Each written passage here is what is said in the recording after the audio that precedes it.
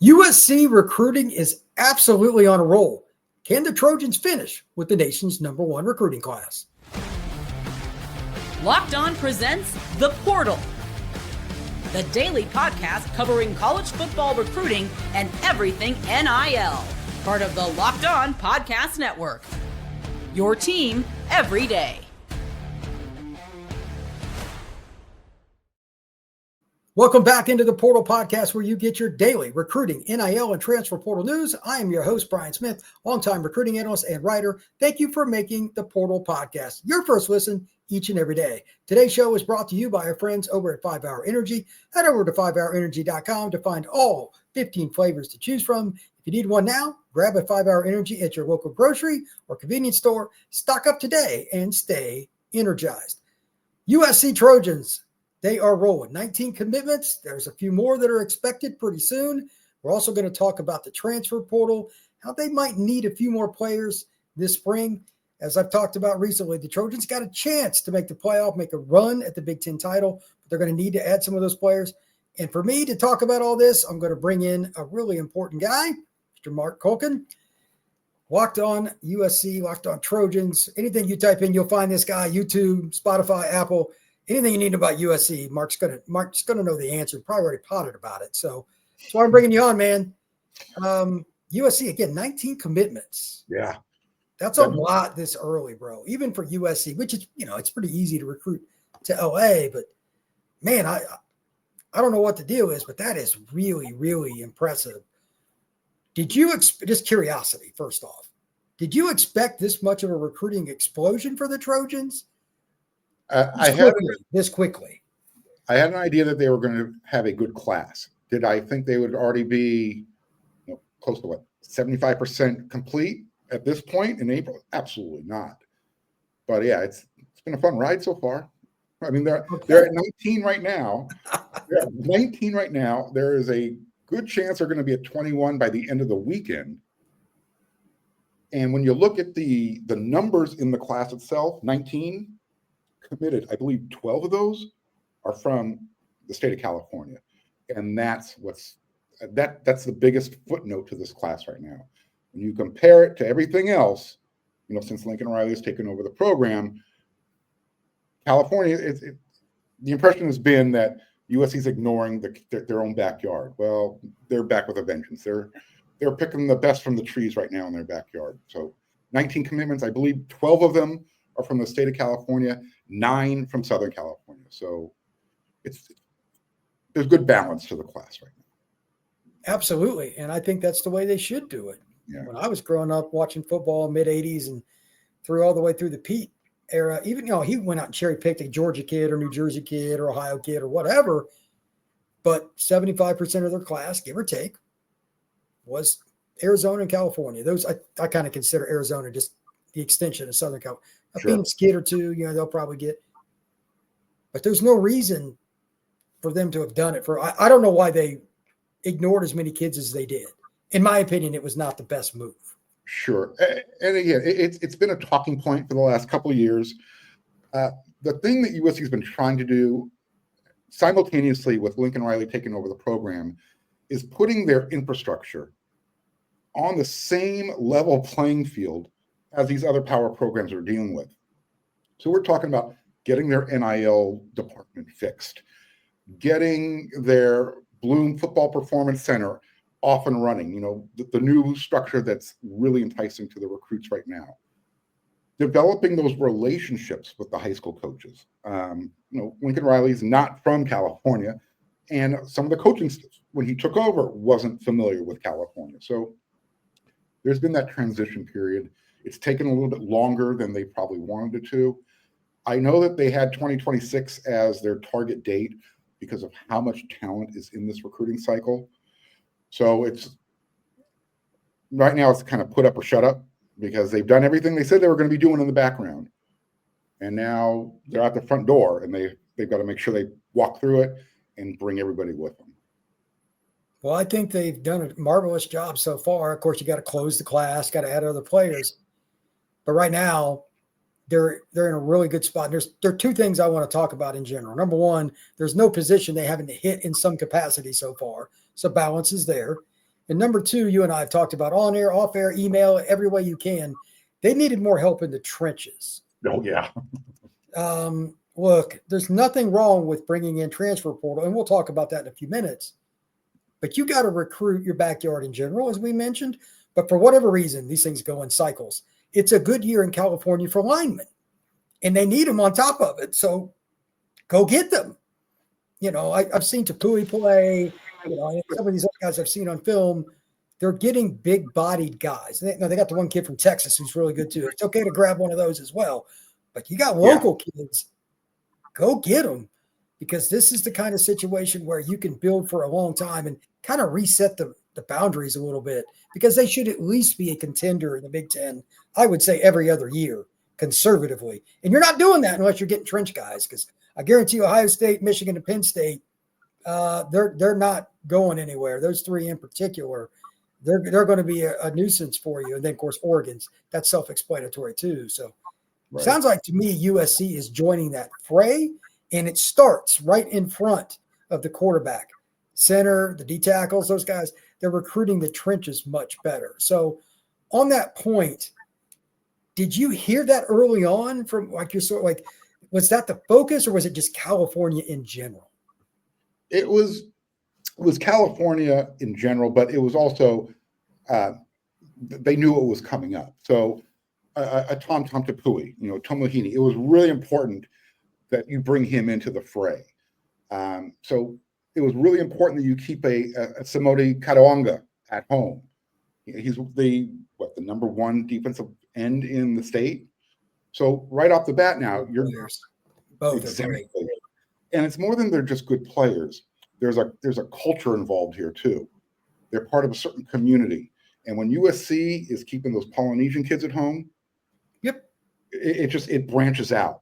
Players like Tom and Modi, they're magnets. Other players want to play with them.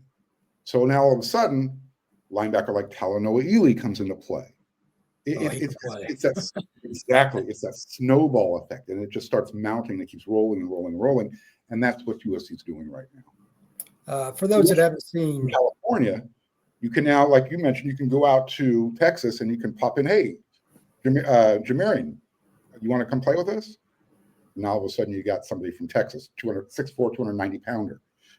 That's what they're doing. They're getting the best in California, and they're kind of doing that Pete Carroll model. Hey, all right, now let's go out of state and let's pluck one from here and one from there. These are NFL talent guys. There's really no denying it. These guys have the talent and the ability to be developed to be NFL players. They're not going out on flyers for guys. They're not taking two or three-star guys from the state of Texas. Not unless Eric Henderson just has totally fallen in love with the guy. There you go. For those that haven't seen him, maybe I'm mispronouncing, but Katoanga is as good an edge rusher, especially a bigger body guy, right, that I've seen in a while. I had a chance to be around him for a couple hours a few weekends ago. Super nice kid, first off, but like I didn't know who he was when he's walking by, and I asked somebody, and I was like, "Oh, okay, now who it is? A recent USC commit." You know, I'm watching him, and I'm like, he's 235, 240. I asked him, he goes, "No, I'm 255." Yep. He's just all muscle. And I said, "What do you want to play at this?" He goes, I'll probably lose a few pounds, but not that much, like 245, 250. And he outran guys and made lateral cuts and different things that are different. He'll play right away. If he started by the end of his freshman year, it would not shock me. He's an NFL 3-and-out guy. I am 100% steadfast in that. Wow. Yeah, he's. I mean, I knew he was good, but until you see him now, like he's been trained, he's better than the high school film that you've seen. He's improved even in the last few months. He's really good. You're exciting me. Well, I mean, like there's no other way to put it. Right now, so I can talk about it later. Like the eye test is best when it's 10 feet in front of you, and I'm literally standing right behind him when I'm videoing. Like it's the eye in the sky does not lie. So it was great to watch him. I got to see Tapui. He was on the same California Power 5-on-5 team. And that team's just loaded with Samoan kids that are really good. And the Polynesian program, about half that team has poly. And it like you said, that community is tight. Yes, they are. Maui Noah, the big kid from Miami, came out and watched. It was in South Florida. And just because he knew those kids were there, he just came out and watched all day.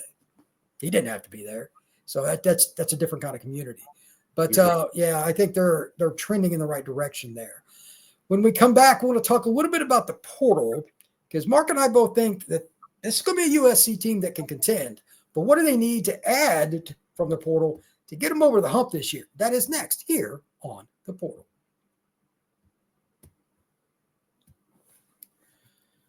Baseball season is now in full swing, and there's no better way to get in the action than with PrizePicks, the best place for daily fantasy sports. With PrizePicks, you pick more or less on at least 2-player projections, and if you're right, you can win up to 1,000 times your cash, whether it's strikeouts, RBIs, or first-inning runs. PrizePicks keeps every game exciting. If you want to build your lineup, you can do it any way you want. This week, I'm going to use Aaron Judge for more than 1 home run, and I'm going to use Shohei Ohtani for more than 1 stolen base. It's that easy. Again, you just need 2 projections. It's also simple to set up, and you can get your lineup ready in less than 60 seconds. So download the app today and use code LOCKEDONCollege to get up to $50 instantly after you play your first $5 lineup. That's Locked On College for $50 instantly after you play your first $5 lineup. Mark, if you could pick 2 positions from the portal this spring. Now, for those who don't know, April 16th to the 25th, there's a 10-day window for kids to jump in. If you could pick 2 positions, the Trojans, they had their druthers, they hit the home run at this spring, what would it be and why?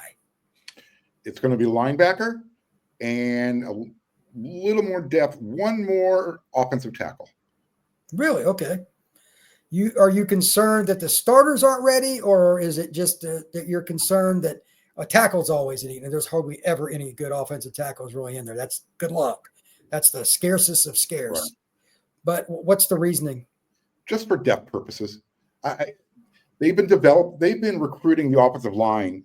They brought in 5 guys for the last 2 or 3 classes. So it's not a numbers game. It's a matter of making sure that you have the right amount of depth across the board. They're pretty heavy interior offensive line. It's on the edges at the tackle spots where they could probably use 1 more experienced guy. I'm not saying he has to be starter level, but somebody who you can bring in and just to have the right amount of numbers. Because you will be young. Besides Elijah Page at left tackle, after that, they're young guys. We're talking first, second year guys. So that's what I'm saying. You go find somebody who has experience, and if they can earn a starter spot, great. You got to unseat a Tobias Raymond, but you just need a little bit more depth. Now, as far as linebacker, Lynn's scheme only uses 2 linebackers, but again, this is more of a numbers game. It's more for depth purposes. I don't think you're going to see Eric Gentry and Desmond Stevens come off the field a lot. They're good. The challenge is with Eric Gentry, he's never played a full season. I don't want to say he's injury prone, but every year he's played, he's had an injury that's kept him out of at least 1 to 2 games per year. Last year, he concussed himself, and he missed, I think, the last 8 games of the year. Had he played the full game in that Penn State game, who knows what happens? It's that type of effect. When you take him off the field, it's the drop-off. It's what's behind him. And USC has some nice young talent, but there's that gap between Eric Gentry and everybody else. So that's, I think, their most pressing needs. I thought, like I did my own just little prediction. I don't know half as much as you do about SC. I was concerned about corner from an experience standpoint. I know they got talent there, but I've just seen them for years have too many fatal errors in the secondary. I think they need 1 more guy, preferably corner, maybe not, but they're going to score too. So other teams are going to throw the ball, in my opinion, more against SC. So what are your thoughts on the corner position? That would have been my, I guess, 1C if we're going, linebacker 1A, offensive tackle 1B, cornerback would have been the next position group to go after. So yeah, you're doing good research. You're talking about experienced guys. Absolutely. They were able to get DeCarlos Nicholson come back. So you've got that experience, and he's long, lean. Now it's just a matter of kind of refining his game a little bit. USC returns Prophet Brown, who's been with the program since the Clay Helton era. But he's a strong athlete. And then you got the young guys coming up behind them. Marcellus Williams was ready to play last year as a true freshman. He got an injury that kept him out. So he was going to be a part of the rotation in 2024. There's a good chance he's going to be one of the starters in 2025. So whether it's Marcellus, whether it's DJ Harvey, who came in through the transfer portal. That's the guy that I loved that pickup because he's just played a lot of football. Right. And he had 700 snaps or something like that. It was crazy. So he had a fantastic season at San Jose State. I'm not sure if he might have led the country in interceptions. I know he was up there near the top, but he's one of those versatile players. You could either play him on the boundary, you could line him up nickel, which I think is the intent with him this year. So you have that experience on the field if you do have a younger cornerback there. And then, if you look at the rest of the secondary, you're strong in the middle with Kamari Ramsey, and they brought in the young man from North Carolina State, Bishop Fitzgerald. I love that kid. So you have the experience playing center field, so to speak, which is a huge help to young guys on the outside. And if USC's defensive line plays up to their potential. That was my other point I made. I agreed. I'm iffy on it. They could, but I'm iffy. If the defensive line's getting pressure and they're getting the quarterback off his spot, making him move around, all of a sudden you're not covering wide receivers for 3-4 seconds. You got to stay in coverage for 1.5 to 3 seconds. I mean, that's the difference between a great cornerback and a cornerback that's trying to become good. Yeah, I think when you have a safety that comes in, he played like 710 snaps or so. Like NC State wasn't great, but he still played a ton. Right. And he had picks. He had over 60 tackles. He's going to be able to help get guys in the right spots. That might be his most valuable asset. Again, for years, I've seen too many times they play great. Then there's a guy that is wide open right in USC secondary. It's because of it's not physical, it's mental. And having any experience free safety is huge. So I assume he'll pick up Lynn's system. I mean, that's all you can assume. Right. And if he does, he'll be able to help guys like Marcellus or whoever figure it out too. Anything they ask of him that changes this year. That value secondary is huge for the Trojans. Yeah, whether it's Fitzgerald, whether it's playing free safety, or if it's Kamari Ramsey, they can play both spots. Don't forget, you also have Christian Pierce coming back for, going into his, I think, third season. Really talented young man. The talent's there. USC brought in Achille Arnold last year out of the transfer portal to play safety. There was some mental breakdowns last year. Hopefully, Fitzgerald makes the transition a little bit more smoothly than Achille did last year. But Kamari Ramsey now will be going into Danton Lynn's into his third year into that system. So he is going to be, I guess, I would say the quarterback back there. He had a couple of breakdowns last year, but he was still pretty much one of USC's best defensive players in 2024. There you go. Mark, I'll get you out of here on this. With where they're at now compared to, let's just say, like right after the Notre Dame game, where do you feel about the program in general? I mean, the shift from the roster, holy cow, where do you think you or the USC base, I mean, you live out in California, like how does the feeling around the program compared to then to now? There's a really good vibe around the program right now. It's hard to describe it. If you're around it, you feel it. You can see it. I mean, the proof's in the pudding with the recruiting class right now. If these recruits didn't believe what Lincoln Riley was building, what Chad Bowden's helping him build, they wouldn't be committing right now. So I guess that's the best way for me to say it. All these kids who are committing to USC today, they weren't even going to consider USC last year. So there's been a transformation, whether it's with the communication process, just showing the love, making sure that the kids in California understand USC is, there's no reason you need to go anywhere else. If you want to play high-level football, you can do it at USC. You want to get a great education, you can get it at USC. You want to network? Is there a better place in Los Angeles? So they're selling the right points, and they're making each player understand You're individual. You're not part of a group. So everything is tailored to that player. They're not being told what they want to hear. They're being told the truth. Some players are being told, hey, look, we want you.